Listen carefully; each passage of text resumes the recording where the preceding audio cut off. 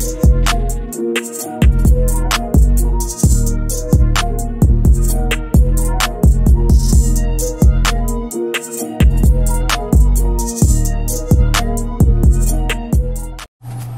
to Cali Steak. If you haven't already, please like, subscribe. Also hit the notification bell so you can get the newest content first. But hey, let's just go ahead and jump right in. So sources are saying that the Clippers, along with, the Lakers, are interested in trading for a shooting guard. And I'm kind of confused in regards to the Clippers. In regards to the Lakers, I can see why, because the Lakers need all the shooting they can get. They need more perimeter shooting, and their Achilles heel right now, of course, you can add and say injury is, but for the most part, is the fact that they don't have no shooters surrounded by LeBron and some of the other athletic players that he has around him, and that could be their issue. But in regards to the Clippers, them trading for a shooting guard, I'm really kind of confused about that. And the shooting guard that I'm talking about, the one player I'm talking about on the Cleveland Cavaliers, is Caris LeVert. Now, Caris LeVert to me is one of those type players who can, once he gets in a rhythm, he can get hot, he can get going, and he can put up points. I've seen this guy put up, big numbers before, man. Even when he was with Indiana, I seen him have some big games and some promising moments and things like that. Along with Brooklyn, I believe, also, where he really showed that he can really, come off the bench or come into the game, start lineup whatever position, whatever time you need him. He can come in and put up big numbers and, fill up the stat sheet there. I've seen him have big games, so I know his upside is good, and I know that he's one of those players who can catch a rhythm and get hot, and put up some huge numbers for a team that's looking for a player like him. I just don't think that the Clippers, or I just didn't think that the Clippers would be looking in this area, shooting guard area, because they got enough scorers everywhere else. If anything, if they need a shooting guard, hell, give that to PG. PG is a shooting guard / small forward, so give that to him, or put somebody else in the shooting guard position role if need be. But I just think the Clippers need to more so look at the fact of getting a point guard. A point guard is who they need more than anything. They don't really need a shooting guard. They don't really need like another scorer. Basically, they need somebody who can distribute the ball and get Kawhi and PG the ball in the spots where they like it, and distribute the ball to other players on the roster that can help them operate offensively. And then when it's time for that point guard to initiate the offense itself in regards to being aggressive himself and getting points on his own, knocking down wide open shots if given the opportunity, and getting to the basket, creating havoc that way, going to the teeth of the defense, breaking down the defense by getting layups or finding a wide open person or a wide open player on a 3-point line out on the perimeter. Well, yeah, that's what the Clippers need. But a shooting guard, I'm really kind of confused by that. But first of all, I like Caris LeVert. I don't dislike him. I like his game. I like Caris LeVert. Ever since I've watched him play, I always thought that he could be one of those type of, maybe 6 men type guys come off the bench of a team who really, can utilize his talent, and he can help a team, win a lot of games. I always looked at him and his game that way ever since I've watched him, play, and I've been impressed by Caris LeVert for the most part. This year, he's not, scoring as well. I think he's averaging 11 or 12 points a game this year, shooting about 40% from the field. But he averages, for his career, his short career, he averages 14 points a game. So he's really not far off. But at the same time, some might say he's not playing up to his potential this season. And that could be due to a lot of reasons. But in the right situation, I think Caris LeVert can definitely help a team.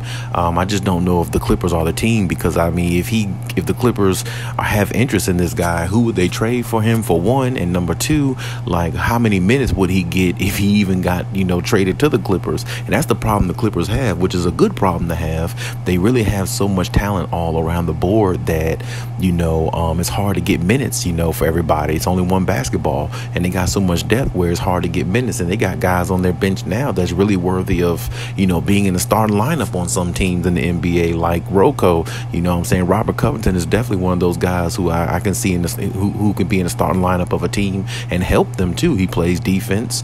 He's not the best on-ball defender, but I mean, he does play defense, and his instincts are real good defensively, which is always a plus to me. And the fact that he can knock down a three, he's an asset. He's valuable. You know what I'm saying? So there again, like I said, the Clippers already have guys on the bench that's not getting minutes. So if they trade for somebody like Caris LeVert, he could be in a worse situation really than what he possibly is now. His minutes, his numbers, and everything might go down playing for the Clippers because they got so many other guys waiting in line to get in the game. You might not actually find yourself playing the substantial minutes that you want to play if you're a part of the Clippers organization. So honestly, I don't know if that would be a good fit, for him.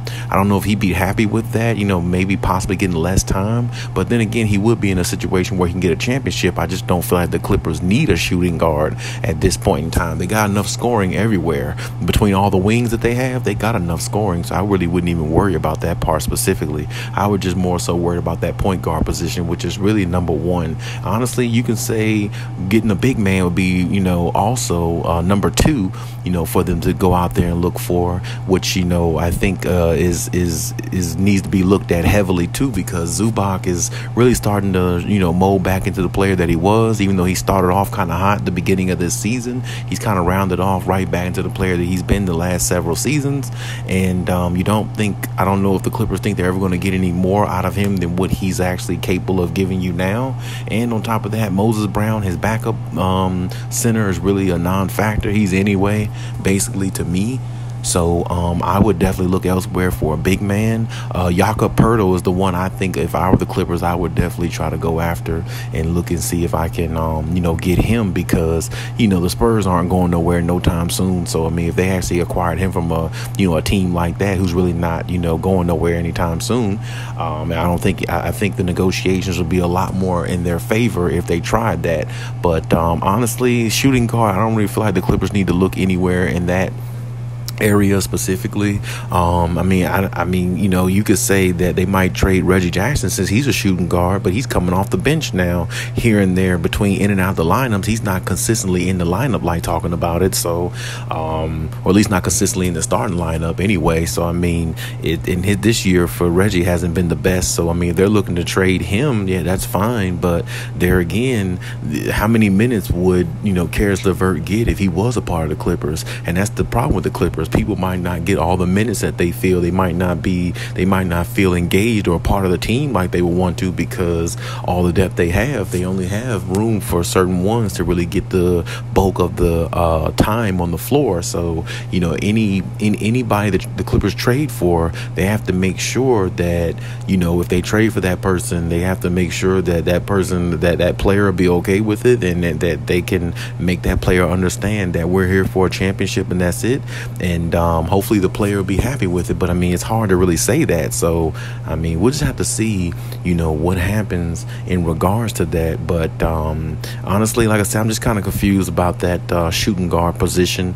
Either way, the Clippers do need to make a trade, especially for, the point guard and the big man position. I'm not sure how much, the leverage the Clippers have in regards to making trades, because I don't really feel like they have much of what other teams are looking for, because I don't feel like the Clippers are going to trade any of their major pieces unless they can get something damn near equivalent back or a little bit better. So they might be looking to more or less negotiate with the bottom names or the young guys on their team, which the young guys really don't have much stock because they don't play. You don't see Brandon Boston often. You've seen him, against you see him the other night, he played, but there was no Kawhi, there was no PG, and then he was sent to the G League at one time and came back. It's just, I don't know. And then, you look at Musa Diabate, like he's not getting much playing time. I feel like they think he's too young, right now. He's not really developed the way he should be to help a championship team, which is, very feasible.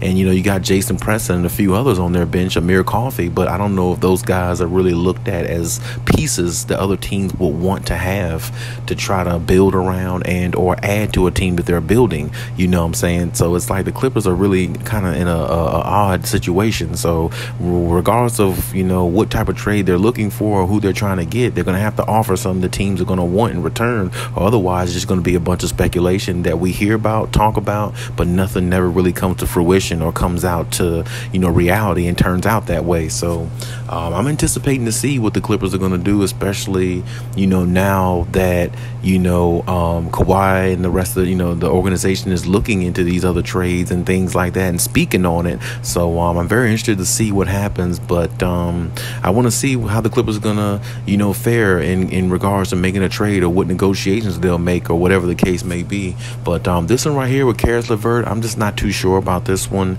Of course, you know, it wouldn't hurt to always have better players on your team. That never hurts. But at the same time, it's also good to have players on your team that fit.